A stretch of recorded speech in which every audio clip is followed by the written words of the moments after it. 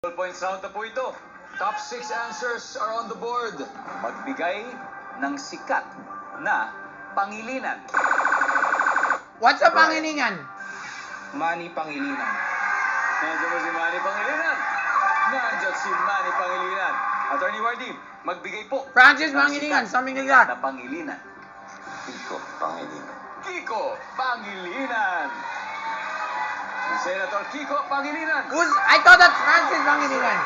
What? Pass or Kiko? Of course, Play? Alright, they're gonna play. Sabi ni Mikey, game na game. I think they're the same. Ha? I think. Jody, magbigay ng sikat na pangilinan, Jody. Donnie. Donnie Pangilinan. Pamangkin ni Kiko Pangilinan. Mikey, sikat na pangilinan. 3 seconds.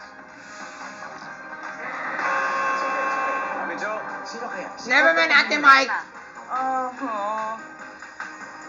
Okay.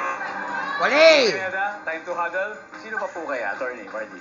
Sharon Coneta Pangilinan. Sa bagay, Sharon Cuneta Pangilinan. Wait, is that Francis Pangilinan whom I'm mentioning?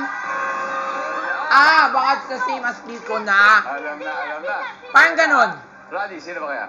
Tingin ko po, Candy Pangilinan. Candy Pangilinan. Yan! That's the one!